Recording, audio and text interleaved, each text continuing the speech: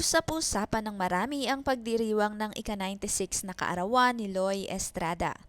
Isang mahalagang milestone na sumisimbolo ng mahabang buhay at napakaraming karanasang pinagdaanan sa paglipas ng mga taon. Sa kanyang edad, hindi na maiiwasan na mapansin ng publiko ang mga pagbabago sa kanyang kalagayan. Bagay na nagiging sentro ng pag-aalala at pagdarasal ng mga taong patuloy na nagmamahal at humahanga sa kanya. Marami ang nagsasabing nakalulungkot makita ang mga hamon na kaakibat ng pagtanda, lalo na para sa isang personalidad na minsang naging aktibo at kilala sa kanyang pagiging elegante at mahinahon sa harap ng publiko.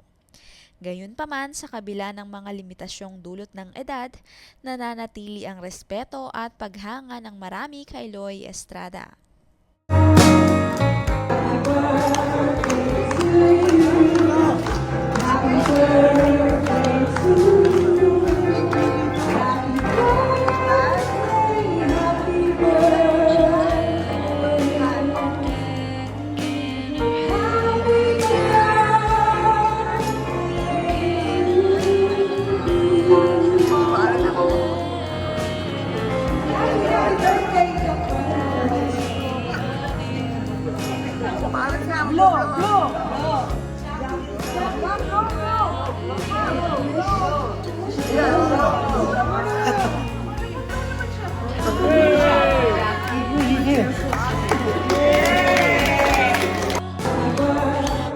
Sa espesyal na araw na ito, bumuhos ang pagbati mula sa pamilya, mga kaibigan at mga taga-suporta na patuloy na umaasang manatili siyang malakas at masaya.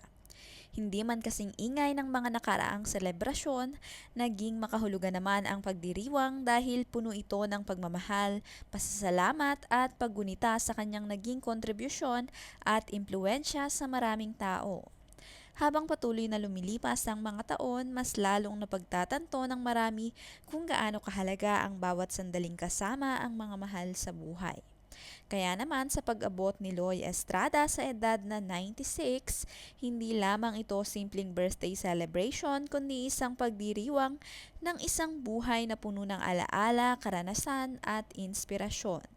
Sa kabila ng mga hamon ng katandaan, nananatili siyang simbolo ng katatagan at biyaya na patuloy na nagbibigay inspirasyon sa maraming Pilipino.